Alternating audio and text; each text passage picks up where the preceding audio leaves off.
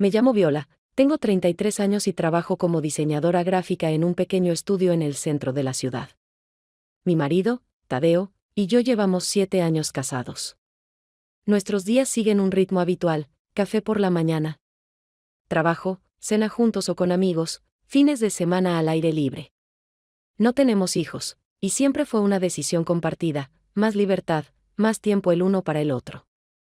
Vivíamos sin grandes dramas ni discusiones ruidosas, y yo creía conocerlo lo suficiente como para detectar incluso el más mínimo cambio en su comportamiento. Últimamente, empecé a notar detalles que encajaban en un rompecabezas extraño.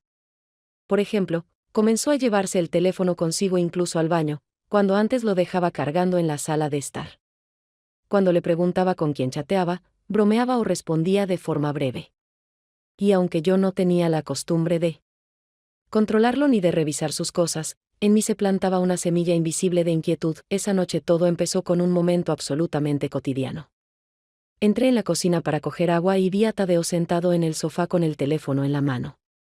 La pantalla iluminada, sus dedos se movían rápidamente sobre ella, pero en cuanto me vio, lo bloqueó de un solo gesto.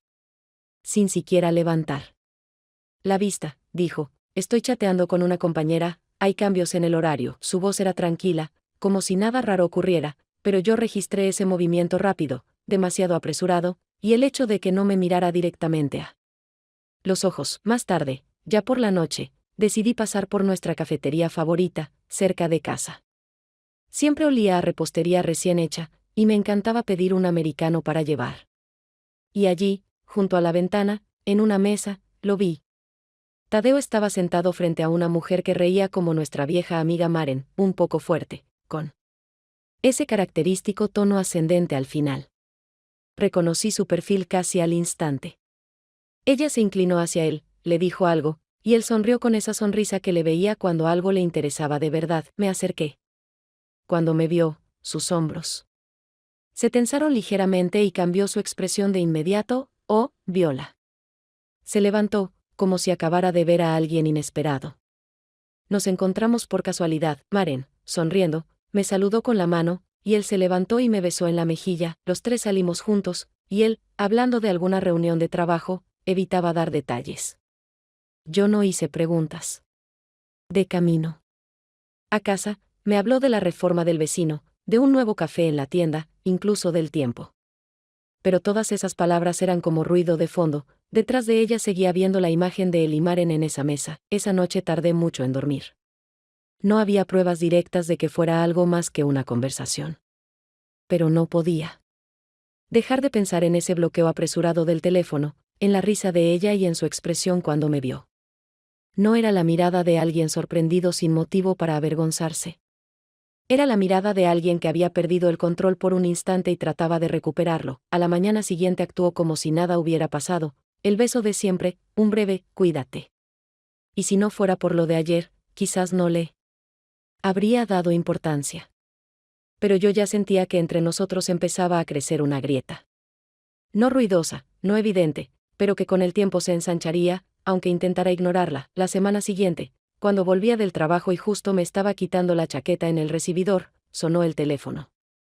En la pantalla apareció un contacto conocido: Maren. No nos habíamos visto en varias semanas, salvo aquel encuentro en la cafetería, aunque antes solíamos reunirnos con bastante frecuencia, así que pensé que quizá quería comentar alguna nimiedad o simplemente charlar, como solía pasar. Su voz en la línea sonaba inusualmente animada, incluso un poco solemne, y sin perder tiempo en frases de cortesía, pasó directamente a la propuesta. Dijo que tenía unos conocidos en las montañas de La Rioja, que disponían de una amplia casa de huéspedes junto a un lago, y que le habían ofrecido pasar allí el fin de semana. Explicó que en esa época el clima en las montañas era perfecto para pasear y añadió que nos vendría bien a todos airear la cabeza después de la rutina diaria. Sus palabras sonaban ligeras y despreocupadas, pero percibí en ellas un trasfondo, como si la propuesta escondiera una razón que por el momento no quería revelar. Ya me disponía a agradecerle amablemente y decirle que debía pensarlo, cuando mencionó que viajarían ella y su marido, Erso. Luego, como quien no le da importancia, agregó que él insistía en que, siendo 4, sería más divertido e interesante. No sabía por qué esa formulación me hizo ponerme en guardia, pero me pareció extraña en su insistencia, ya que este tipo de escapadas solíamos planificarlas de forma más natural, sin subrayar tanto la composición del grupo. Cuando le conté la propuesta a Tadeo, no se tomó ni una pausa para pensarlo. Su respuesta afirmativa fue inmediata, demasiado rápida, tanto que me produjo una ligera irritación, porque daba la impresión de que ya esperaba esa opción de antemano. Lo observé. Mientras preguntaba por los detalles, a qué hora saldríamos, qué había que llevar, si sería posible pescar allí. En su voz había un interés que, para cualquiera desde fuera, podría parecer normal, pero yo reconocí en él el mismo exceso de entusiasmo que mostraba cuando se veía con alguien que realmente lo cautivaba. Acepté, aunque en mi interior empezaba a gestarse una sensación de resistencia.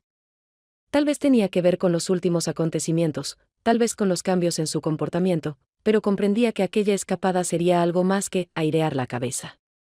Y aunque intentaba apartar las sospechas innecesarias, la imagen de aquella noche en la cafetería volvía cada vez que pensaba en el viaje. En los días siguientes, la preparación para la escapada se convirtió para Tadeo casi en una nueva afición. Compraba aperitivos, renovaba el termo, buscaba listas de reproducción para el camino. Por mi parte, notaba que hablaba de algunas cosas como si ya hubiéramos hecho viajes así antes y como si la compañía nos resultara de sobra conocida. Cuando para mí no era exactamente así. No podía explicar por qué cada detalle en sus palabras y actos empezaba a sonar como parte de un cuadro más amplio que aún no podía ver del todo, pero que ya sospechaba que no era tan inocente como me hubiera gustado. Un día antes de la salida, mientras guardaba ropa en la maleta, llamó Maren. Su voz sonaba tranquila, pero con algo de planificación subyacente, como si leyera de un guión invisible. Me informó que ella y mi marido, Tadeo, saldrían un poco antes porque debía pasar por un supermercado a las afueras de la ciudad para recoger un pedido ya preparado. En él había bolsas con comida y varias cajas voluminosas, además de 2 grandes bolsas térmicas que ocuparían casi todo el maletero. Añadió que las cajas eran bastante pesadas y que necesitaría ayuda, ya que Erso se había vuelto a lastimar la espalda en el trabajo y no podía levantar nada que pesara más de unos pocos kilos. Tras una breve pausa, Maren dijo que lo más cómodo sería que yo viajara con Erso para no ir apretados entre las cosas, y que ellos, después de hacer las compras, se dirigirían directamente a la montaña y nos encontraríamos en una gasolinera antes de iniciar el ascenso. Su explicación era lógica e impecablemente práctica, pero sentí que la decisión ya se había tomado antes de nuestra conversación y que mi consentimiento era solo una formalidad. A la mañana siguiente, cuando me acerqué al coche de Erso, él ya estaba en el asiento del conductor, recostado y escuchando música que sonaba muy bajo por los altavoces. Me saludó brevemente pero con amabilidad, y cuando ocupé el asiento a su lado, el interior se llenó de una mezcla suave del aroma de coche nuevo y su perfume. Salimos sin demora, y en pocos minutos las calles de la ciudad, con sus tiendas y transeúntes matutinos, dieron paso a amplios campos donde la niebla baja aún no se había disipado bajo el sol. La conversación comenzó con temas neutros, pero cada vez que sentía su mirada sobre mí, tenía la impresión de que no era para mantener el diálogo, sino para estudiar mi reacción. Sus miradas no eran insistentes, pero tampoco casuales, y eso creaba una tensión extraña. Llegamos a la gasolinera los primeros. El café del lugar era pequeño pero acogedor, mesas de madera, aroma a café recién molido y varios tarros de galletas en una estantería. Mientras yo esperaba a mi americano, Erso empezó a contarme viajes que él y Maren habían hecho a esos lugares. En sus palabras apareció, de forma inesperada, que ese tipo de escapadas ya habían ocurrido varias veces y siempre eran interesantes, aunque yo estaba segura de no haber oído jamás nada de eso ni de él, ni de Maren, ni de Tadeo. Ese comentario sonó casual, pero dejó la sensación de que había toda una capa de acontecimientos de la que yo no sabía nada. Pocos minutos después, llegaron Tadeo y Maren. Salieron del coche, entraron juntos al café y desaparecieron de mi vista. Esperé a que volvieran, pero los minutos se alargaban más de lo que requeriría cualquier fila. Cuando por fin salieron, con el café en la mano, sus rostros mostraban una sonrisa clara, casi cómplice. Maren, como quien comenta algo sin importancia, dijo que se habían encontrado con un conocido junto a la máquina de café y que eso los había retrasado un poco. Pero en su tono había demasiada ligereza como para creerlo del todo. Al reanudar el camino, la carretera comenzó a estrecharse, llevándonos hacia las montañas, y yo no podía evitar sentir que toda aquella historia de la incomodidad y la mala espalda de Erso era demasiado conveniente para ser casual. Y aunque la explicación parecía impecablemente práctica, no me quedaban dudas de que la distribución en los coches formaba parte de algo más grande que una simple cuestión logística. Tras la última parada, la carretera comenzó a estrecharse y las curvas se hicieron más cerradas. Las montañas crecían poco a poco a ambos lados, y hasta el aire había cambiado, más fresco, más denso, con un marcado aroma a pinos. Cuando subimos el último tramo antes de llegar a la casa de huéspedes, el sol ya descendía hacia el horizonte, tiñendo las laderas con tonos de miel y arcilla, mientras abajo, entre los árboles, empezaban a oscurecerse las manchas de sombra. La casa resultó ser una gran construcción de madera de 2 plantas, con vigas oscuras, techo alto y un amplio porche donde había 2 sillas mecedoras. Junto a la entrada se apilaban troncos, y a través de los grandes ventanales de la planta baja se veía una chimenea, sobre la cual colgaba un reloj de cobre y una larga mesa de madera maciza. La casa estaba situada algo más arriba de la orilla del lago, y una brisa ligera levantaba pequeñas olas que golpeaban suavemente contra las piedras. Por dentro, todo tenía un aire hogareño, pero con la diferencia de que cada objeto parecía estar colocado para formar parte de un conjunto coherente. En el suelo había gruesas alfombras de lana, en las estanterías, libros, velas y figurillas de barro. El aire estaba impregnado de una mezcla de aromas, hierbas secas, madera y pan recién horneado, probablemente preparado en la cocina poco antes de nuestra llegada. Nos repartimos rápidamente por las habitaciones. La nuestra estaba en la segunda planta, con un pequeño balcón desde el que se veía el lago. Al salir allí, sentí como el aire fresco de la tarde envolvía mi piel con una ligera frialdad. Desde abajo llegaba el sonido apagado de voces. Alguien del grupo había bajado antes. En el comedor, Maren estaba sentada junto a Tadeo. Se inclinaban uno hacia el otro, intercambiando palabras, aunque la conversación no era alta, se notaba que se sentían cómodos en esa cercanía.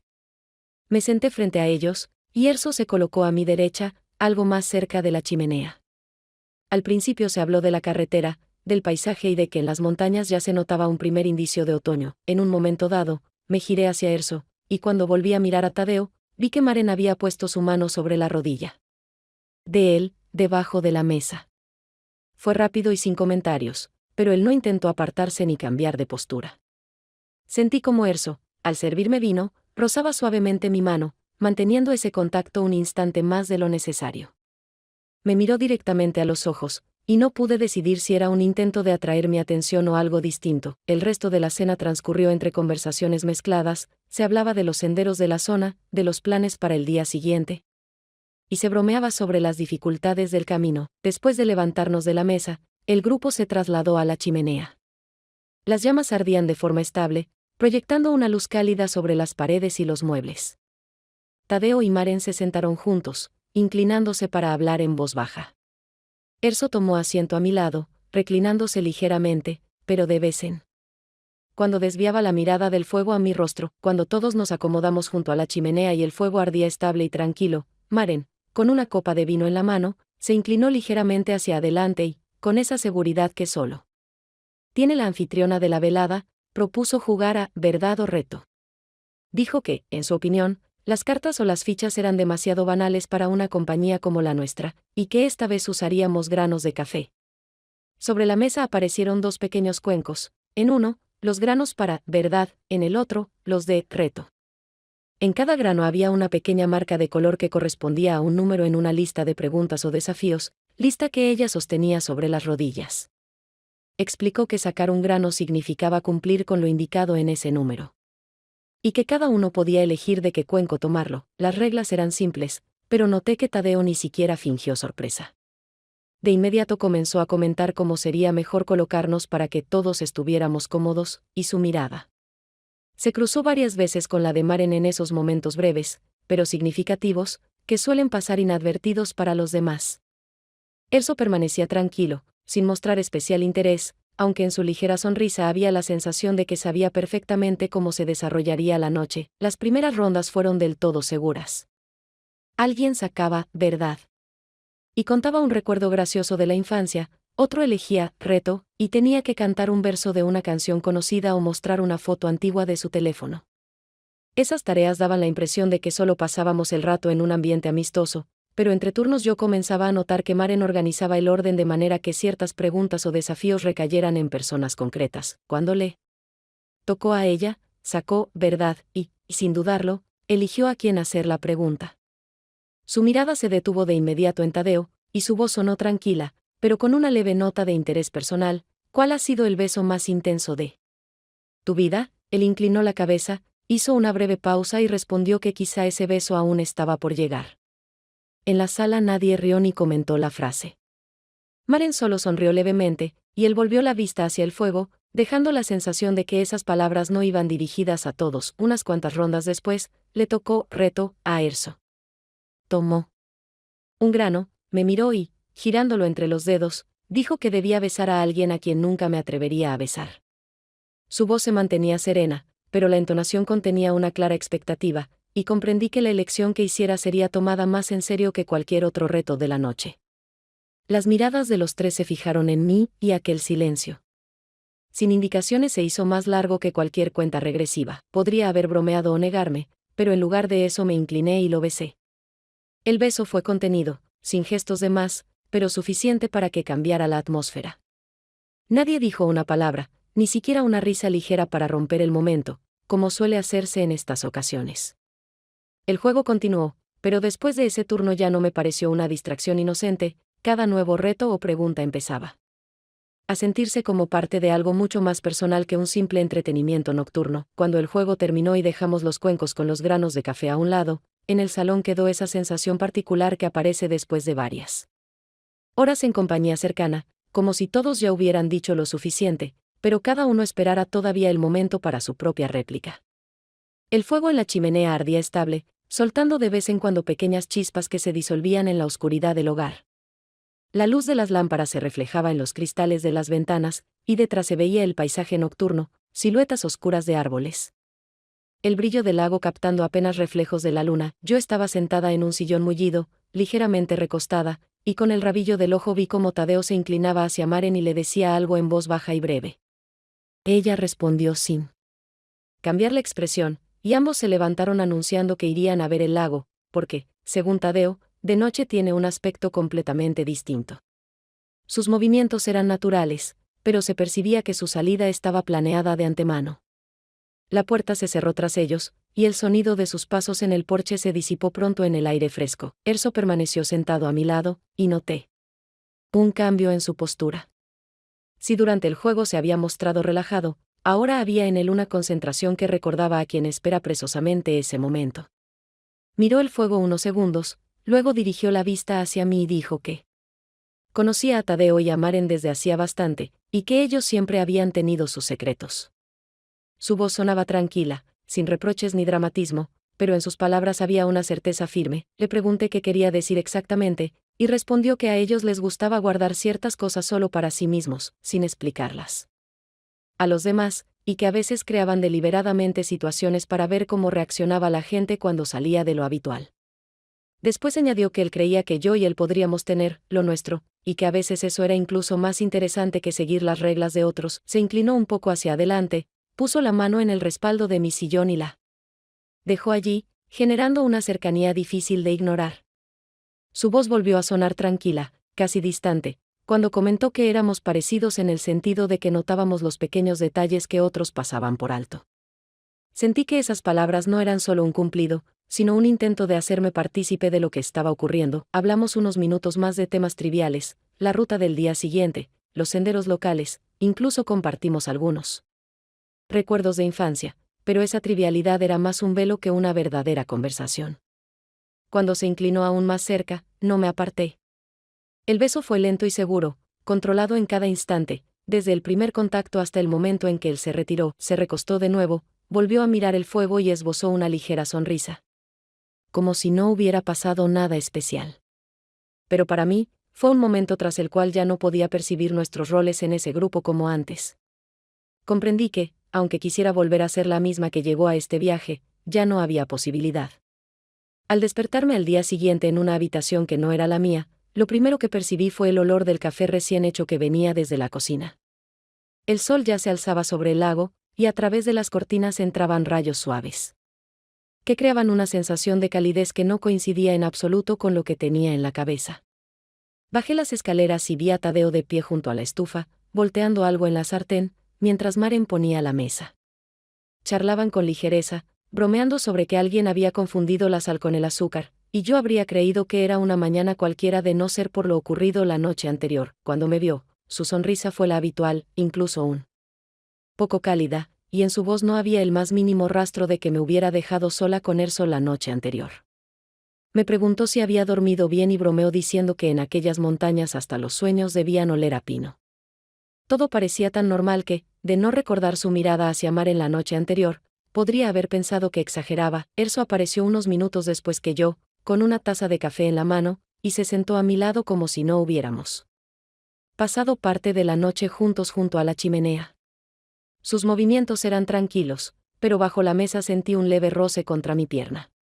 Fue rápido, apenas perceptible, pero suficiente para confirmarme que recordaba lo de ayer y no pensaba dejarlo en el pasado. Mis ojos buscaron a Maren, y vi que también había notado el gesto. Su reacción no fue la que yo esperaba. En vez de mostrar celos o sorpresa, sonrió levemente y bajó la mirada hacia su plato, como si lo que acababa de ver confirmara algo que ya sabía. Era como si formara parte de un acuerdo al que yo nunca había dado mi consentimiento, pero en el que ya me habían incluido como participante. La conversación en el desayuno fluyó con normalidad. Hablamos de a dónde iríamos después de comer, qué ruta elegir, si valdría la pena bañarse en el lago ese día. Todo se desarrollaba como si nada fuera de lo común hubiera ocurrido, y justamente esa apariencia de normalidad era lo que más me molestaba. Borraba la línea entre lo que podría llamarse una coincidencia y lo que llevaba tiempo planeándose. Cuando terminamos de comer, Tadeo empezó a recoger la mesa sin pausa alguna, y Maren se acercó, le tocó el hombro y le dijo algo al oído, provocando en él una sonrisa. Mientras tanto, Erso servía café en nuevas tazas, y en sus gestos reconocí la misma seguridad que la noche anterior, cuando se inclinó hacia mí junto a la chimenea. En ese instante comprendí que, fuera cual fuera la explicación que cada uno de ellos se daba sobre lo que pasaba, todos actuaban como si esta situación tuviera ya un rumbo definido. Esa noche, cuando el lago ya se había ocultado en la oscuridad y en la orilla opuesta aparecían algunas luces amarillas dispersas, Maren propuso de pronto hacer unos ejercicios de relajación. Su voz era cálida y parecía amistosa, pero en la rapidez con la que asumió el papel de guía se notaba que ya lo tenía preparado. No esperó a que alguien sugiriera otra idea, ni siquiera preguntó si todos estaban de acuerdo, simplemente anunció las reglas: los hombres trabajarían con las mujeres, pero no con sus propias parejas. Esa distribución sonó como una decisión definitiva, y nadie la discutió. Yo quedé emparejada con Erso, y Tadeo con Maren. La esencia de los ejercicios era simple: uno debía dar un masaje ligero en los hombros y la parte alta de la espalda del otro para liberar la tensión del viaje. Formalmente, una actividad inofensiva entre amigos. Pero me inquietó de inmediato que la elección de las parejas se hubiera hecho con tanta firmeza y sin el más mínimo intercambio de miradas o alternativas. Parecía que era precisamente este formato el que Maren había querido desde el principio. Cuando Erso se sentó detrás de mí en el sofá y empezó con los ejercicios, me di cuenta de que mi tensión no venía tanto de él como de la situación misma. En un círculo de amigos o compañeros, aquello podría parecer inocente, pero en ese momento tenía un significado distinto debido a todo lo ocurrido antes ese día. Intenté no sacar conclusiones precipitadas y concentrarme en pensamientos neutros, pero no podía dejar de notar cómo mis sensaciones oscilaban entre un cierto relajamiento y una alerta constante que me llevaba a analizar cada gesto y cada pausa. A veces levantaba la vista y miraba al frente, donde Tadeo hacía los ejercicios con Maren. Ella estaba sentada, inclinada ligeramente hacia adelante, y de vez en cuando giraba la cabeza para decirle algo. Él respondía con frases breves. Pero el intercambio entre ellos era fluido, como si estuvieran acostumbrados a ese tipo de interacción. En sus rostros y gestos había una familiaridad que me provocaba más preguntas que si hubieran sido abiertamente coquetos. Desde fuera, aquello parecía un simple ejercicio, pero la sensación era otra: la certeza de que todos estábamos desempeñando un papel claramente definido. Y si para ellos esos papeles eran conocidos, yo todavía no había decidido si quería aceptarlos. Cuando los ejercicios terminaron, Maren se puso de pie y nos lanzó a Erso y a mí una mirada rápida, evaluadora. Su rostro se mantuvo sereno, pero percibí un leve arqueo de cejas y un pequeño gesto de asentimiento hacia él, como si hubiera registrado algo importante para sí misma. Por su parte, Tadeo, tras terminar con Maren, me dirigió una mirada fugaz, sin que su expresión cambiara lo más mínimo. No hubo celos, ni aprobación, ni siquiera interés, solo una reacción plana, neutral. Y de pronto me di cuenta de que esa indiferencia me afectaba más que cualquiera de sus actos. Me hacía pensar no tanto en lo que pasaba entre ellos, sino en lo que realmente quería yo, y en si estaba dispuesta a seguir siendo solo espectadora en un juego ajeno. Después de los ejercicios, todos se dispersaron. Maren y Tadeo fueron a la cocina, diciendo que prepararían té y cortarían algo para el postre, mientras yo salía a la terraza, sintiendo la necesidad de estar al aire libre. La noche era fresca, pero no fría, y esa mezcla de aire limpio con un ligero aroma a resina de pino daba la sensación de que podía beberse. El lago reflejaba tenuemente la luz apagada de la luna, y las siluetas oscuras de los árboles en la orilla opuesta parecían un decorado inmóvil, colocado especialmente para ese momento. Me apoyé en la barandilla de madera y estuve unos minutos simplemente escuchando. El agua golpeaba suavemente contra las piedras, en algún lugar sonó el grito de un ave nocturna, y desde dentro de la casa llegaban voces apagadas. Erso apareció. De forma inesperadamente silenciosa, con una taza de té de la que se elevaba una delgada y constante columna de vapor. Se acercó y se colocó a mi lado, dejando entre nosotros una distancia suficiente para que sintiera su presencia, pero sin resultar invasivo. Durante unos segundos miró el agua en silencio, y luego, sin cambiar el tono tranquilo, dijo que aquel viaje no era casual.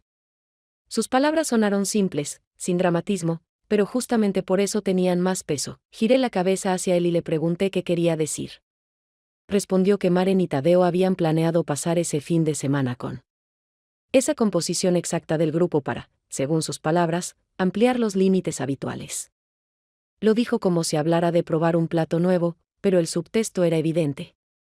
Añadió que yo podía verlo como un experimento o como una invitación, y que la decisión dependía solo de mí.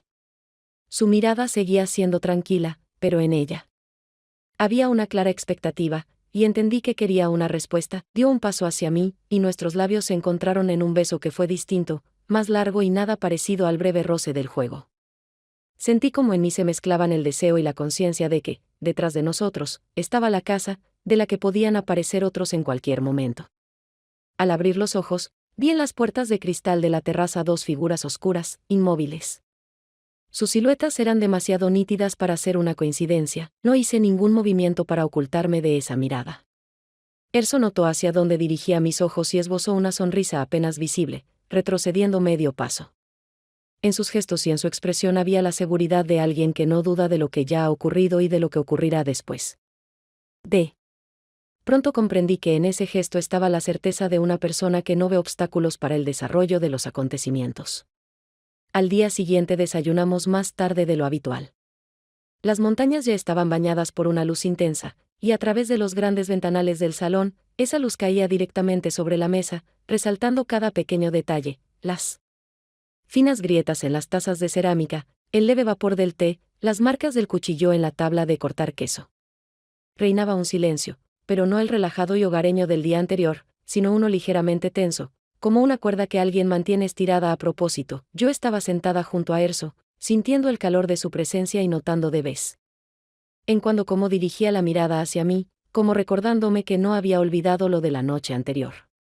Maren, enfrente, repartía trozos de queso y pan en los platos, mientras Tadeo, sentado a su lado, untaba mantequilla en una tostada con movimientos lentos, metódicos, como si cada gesto tuviera un propósito. De pronto, sin cambiar la expresión ni levantar la vista, Tadeo dijo que, en su opinión, todo lo que había pasado en esos días había sido honesto, porque nadie había ocultado nada y todos habían visto lo que hacían los demás.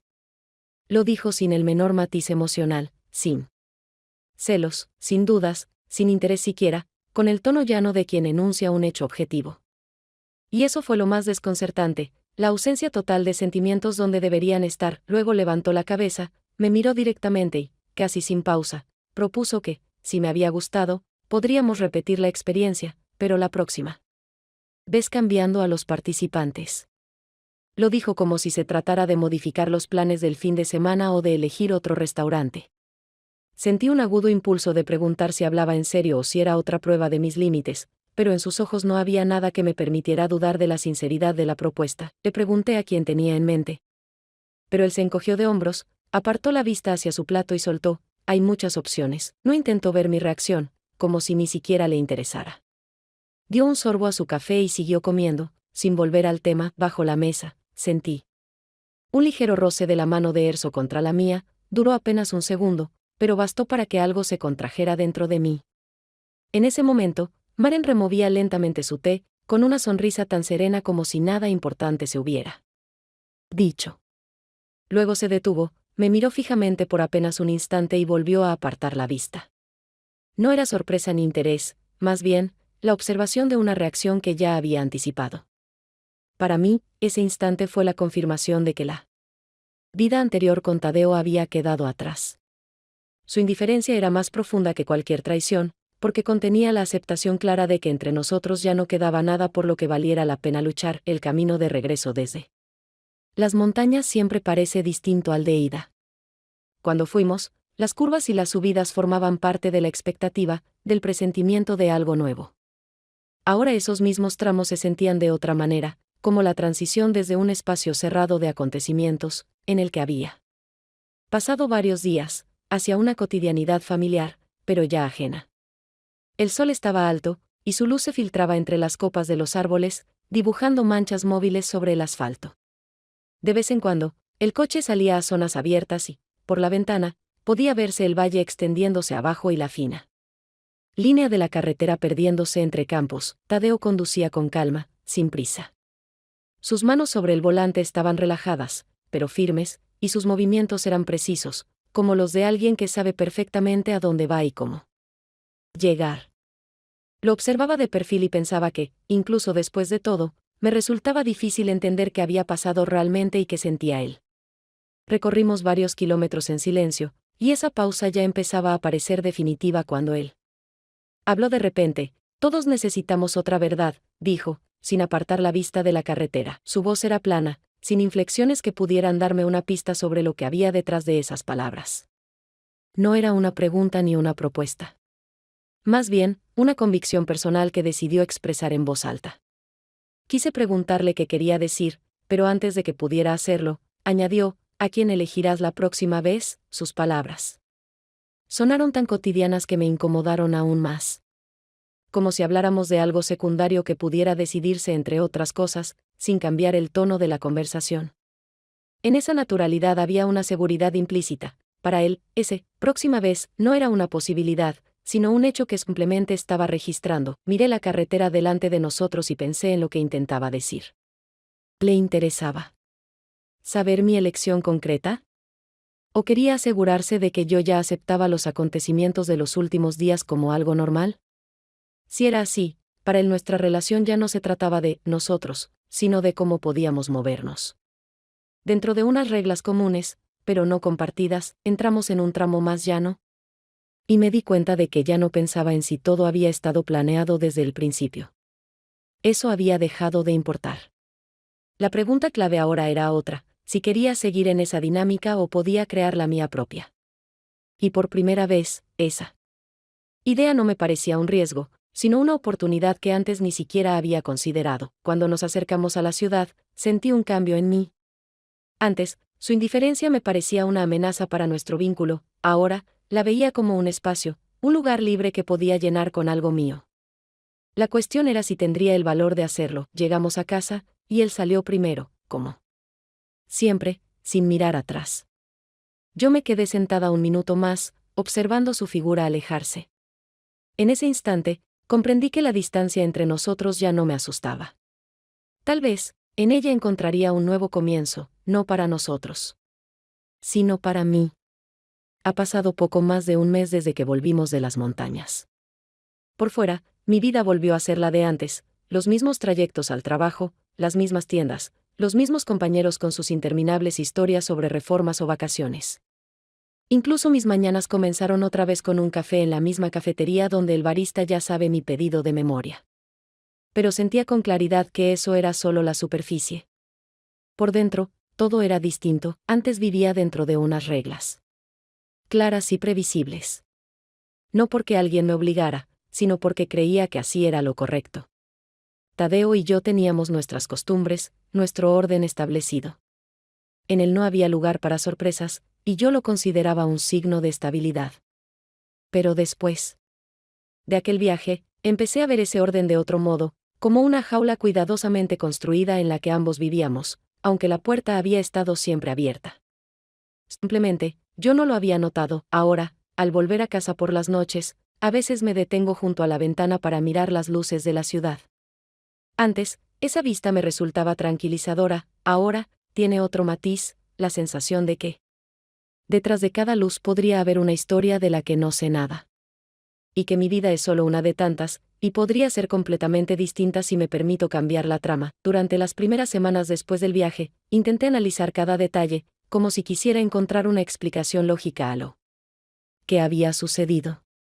Recordaba cómo Erso me había dicho en voz baja que había algo en común entre nosotros, como Maren me miraba cuando veía sus gestos, y como Tadeo, sin una pizca de emoción, proponía cambiar de participantes. La próxima vez. Creí que si descomponía esos momentos en piezas, encontraría una pista para saber qué hacer después. Pero no había pistas, solo la certeza de que ya no era posible devolver todo a su lugar. Era extraño darme cuenta de que lo que más me había impactado no fue el beso con Erso, ni el juego de los granos de café, ni el coqueteo abierto entre Maren y Tadeo. Lo que más me cambió fue la indiferencia de Tadeo. No un frío distante, sino una aceptación serena y cotidiana de todo lo que pasaba. Eso me obligó, por primera vez en muchos años, a ver nuestra relación no como una sola entidad, sino como dos líneas paralelas que hacía tiempo que no se cruzaban. Dejé de preguntarme si él me amaba. Esa pregunta había perdido sentido. En su lugar apareció otra, si quería seguir en una historia donde mis decisiones ya no tenían peso para él. Y cuanto más repetía esa idea en mi cabeza, más clara se volvía la respuesta. Una noche regresé a casa más tarde de lo habitual. La calle estaba casi vacía, y me descubrí caminando más despacio, como si quisiera retrasar el momento de entrar en el apartamento donde me esperaba el silencio de siempre. Al abrir la puerta, vi a Tadeo sentado frente al portátil, sin levantar la vista. No porque estuviera enfadado, sino simplemente porque estaba ocupado. Y entendí que esa escena era el reflejo más preciso de nuestra vida ahora. Podíamos estar en el mismo espacio, pero en mundos distintos, en los días siguientes. Empecé a escucharme más a mí misma que a los demás. Noté que me interesaba probar cosas nuevas, tomar rutas diferentes, conocer gente sin ningún objetivo, participar en actividades a las que antes no habría ido. Y cada vez que lo hacía, sentía la misma adrenalina que allá, en las montañas. Cuando el juego se volvía más atrevido, un día, al volver del trabajo, entré en una pequeña cafetería para resguardarme de la lluvia. Pedí un capuchino, levanté la vista y vi, junto a la ventana, un perfil familiar. Erso estaba solo, revisando fotos en su teléfono, y por un momento creí distinguir imágenes de aquel fin de semana. Levantó la mirada y me reconoció al instante. Pero en vez de acercarse, simplemente alzó su taza, como harían dos viejos conocidos que se encuentran por casualidad. Podría haberme ido sin decir nada, pero me quedé de pie, sintiendo como entre nosotros volvía a tensarse ese hilo invisible que creía roto hacía tiempo. No necesitaba un mensaje invitándome a otro viaje. Ya sabía que no seguiría en él mismo círculo, aunque físicamente siguiera viviendo junto a Tadeo. No se trataba de él, ni de Erso, ni de Maren. Se trataba de mí, de que, por primera vez en mucho tiempo, había dejado de tener miedo a ser autora de mis propias decisiones. No sabía a dónde me llevaría eso. Tal vez a algo mejor, tal vez a algo peor. Pero, por primera vez, sentía que avanzar era más importante que el resultado. Y ese sentimiento valía la pena, aunque implicara cruzar cualquier límite. Aquella noche me senté junto a la ventana. Con una taza de té y miré la ciudad, que seguía con su vida, sin saber que acababa de tomar una decisión. Fue una decisión silenciosa, sin declaraciones grandilocuentes ni testigos. Simplemente resolví que mi después no sería como mi antes. Y eso fue suficiente para, por primera vez en mucho tiempo, sentir una verdadera paz.